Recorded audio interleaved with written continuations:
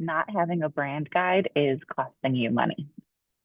This is how it works. So if you don't have a brand guide, you're not really entirely sure what to do with your marketing plan, because the great thing about digital marketing is that there's a lot you can do to get in front of your audience. And the downside to digital marketing is there's a lot you can do to get in front of your audience, right? So there's a lot for companies, especially starting out. There's a lot of throwing spaghetti at the wall. I get it. Been there, done that. And there's something to be said for trying something out, right? But consider the cost involved in seeing if something works, just because you're trying it out to see if it works. Because you can't just try it out for a few weeks and say, I tried it, I'm done. That's not going to work. That's not really investing enough time in to really give it a chance to work. So you've got to give it at least 3 to 6 months just to start, preferably up to a year. As an example, networking. I joined a networking group. Every time I join a networking group, I give it at least 1 year to pay off, right? Yeah, that's a lot of time. Let's say I'm spending 5 hours a week on this networking group, right? That's meetings, that's one-on-ones, that's following up. It's a significant investment, right? Same thing with your marketing. You can easily spend 5 hours a week marketing. Are you marketing in the right places, or are you throwing spaghetti at the wall? If I spend that 1 year at that networking event, investing all that time, that's 250 hours out of my year that I could have spent doing anything else. I could have been in the right room, talking to the right people, saying the right things. If only I had known, right? So don't get me wrong, there's absolutely a time and a place, but it works the same way for your marketing. When I tried Instagram for my business, I gave it a whole year of posting regularly, interacting with other people's content, promoting that content, really getting myself out there. It took a year and I saw no results. And I was like, well, this doesn't work for me, right? But again, that was a significant investment every single day I was on Instagram. Didn't work out. I could have been doing anything else with that time. And honestly, it was such a relief when I got to say, oh, good, I don't have to do this anymore. I can go do other stuff. So that's what you need to be thinking about as far as the cost of not having a brand guide. So the problem I think a lot of people run into with not investing in a brand guide is they think it's a logo. I have my logo, therefore I have my brand. No, actually, that's part of your brand guide, but it's a very small part of your brand guide. So let's talk about your brand guide and what actually goes into it. So I am going to start with the logo because that is part of your brand guide. And that's because it does involve, and no, you cannot have AI draw your logo for you, right? That's because despite how much we all love to talk about generative AI, there is no generative AI. There's AI that takes what we humans have created and repurposes it for us and goes, here, is this what you want? I mean, sometimes it's kind of close, but if you're just creating something someone else created and using that to market your business, guess what? You're not going to get the results that you want because you're just saying the same stuff everyone else is saying. And you cannot copyright it. So no, you cannot use AI. You have to have a graphic designer with an understanding of brand strategy to help you create your logo. Then they are going to give you the logo usage guidelines, because no, it is not something you just slap on a business card and you're good to go. That's not how it works. It needs to go on your website. It needs to go in certain places. You have certain file types that you'll get your logo as. It's not always just a JPEG or a PNG. Sometimes it's both. Sometimes it includes more formats. And then the different formats will be used in different places depending on those guidelines and how they're best used.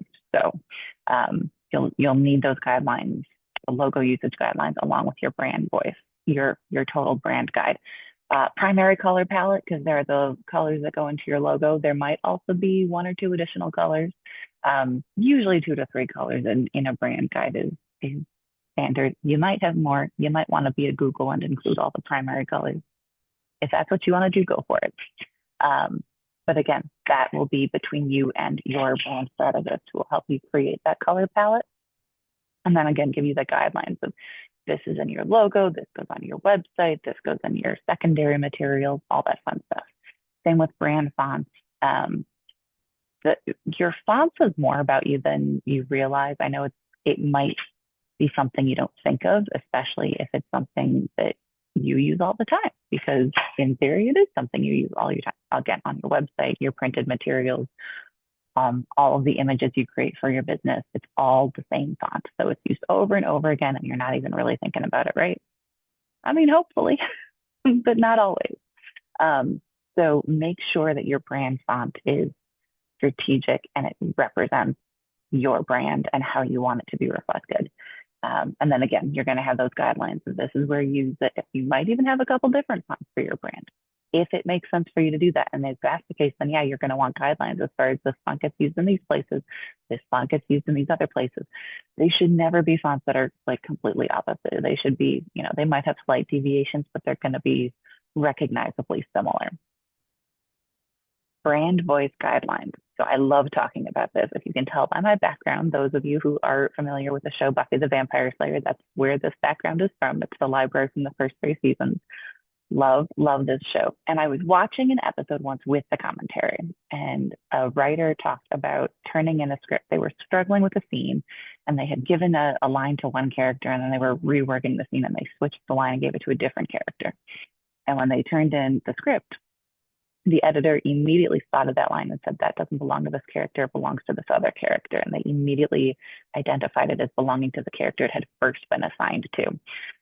That's what your brand voice should be like. It should be so recognizable that when someone sees it tagged to another brand, they're like, no, that's not this other brand. That's an AV writing services line. That is how clear your brand needs to be, because it needs to be representing you everywhere you go.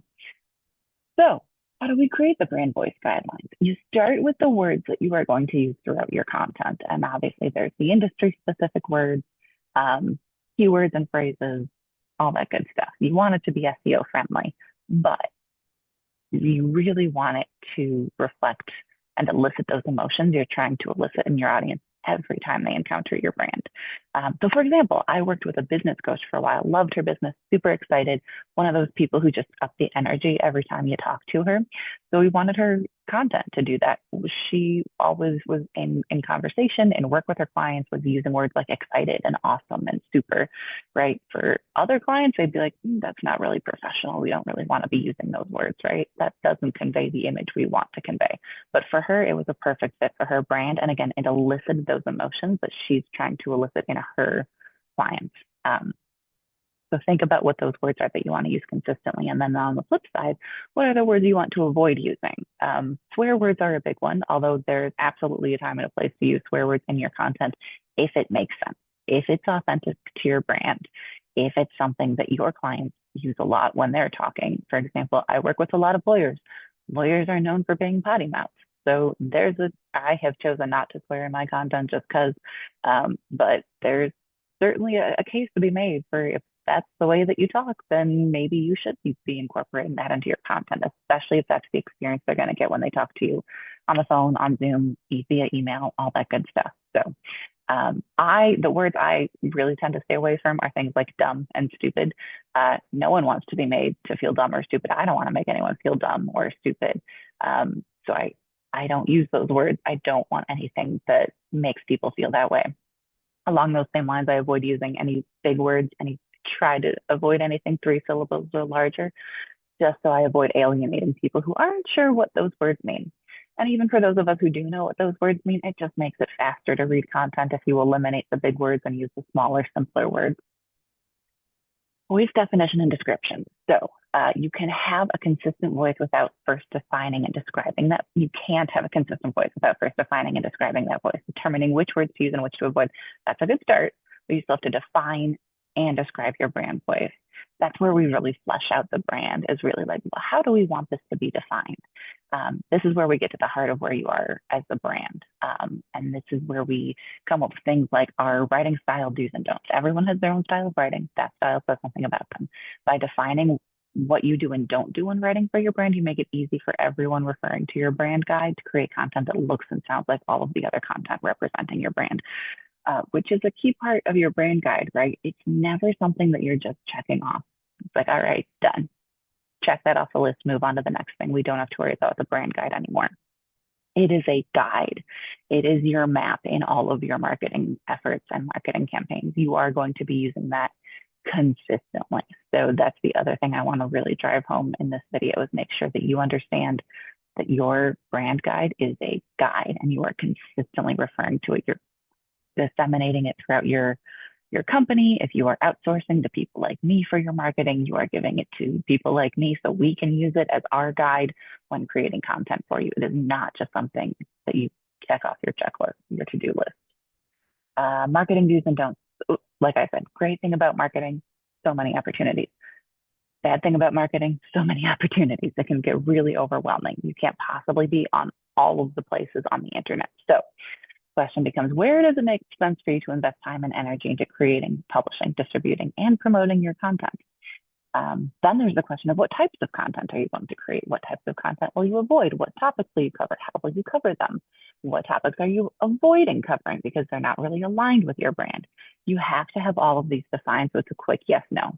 It's a quick, oh, this is a good idea. Wait, is this a good idea? Should I actually be covering this? And you go back to your brand guide and go, oh, yep, that fits. Or, oh, no, you know what? This isn't really aligned. We're going to nix it.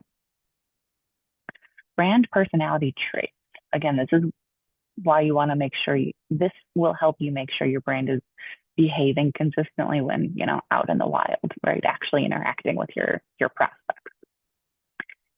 Think of, every time your best friend does something that is kind of unexpected. You weren't really expecting them to do that, but in hindsight, it's like, oh, that's so you, right? Like, of course I should have expected that. It's so in line with their behavior.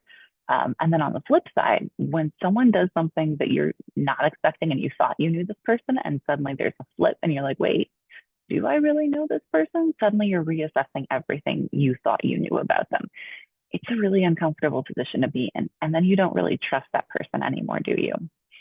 It's the same thing with your brand. If your brand is suddenly doing something weird, something that's never done before, that can make prospects go, wait a minute.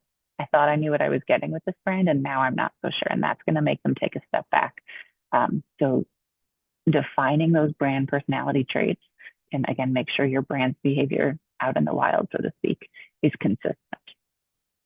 And then basic examples, right? It's one thing to tell you, all right, here's your brand voice, here are your brand guidelines, go forth, have fun. It's another thing to actually see it in action. So a good brand guideline will provide, here's the examples of what we're doing. This is an example of something you can create, for your website, for social media, for these particular social media channels. And last, but certainly not least, your marketing personas, right? You have to make sure everything you create is in line with your brand, but it also has to resonate with your ideal clients. And that's where those marketing personas come in. That helps you make sure that the content you're creating is in line with those marketing personas.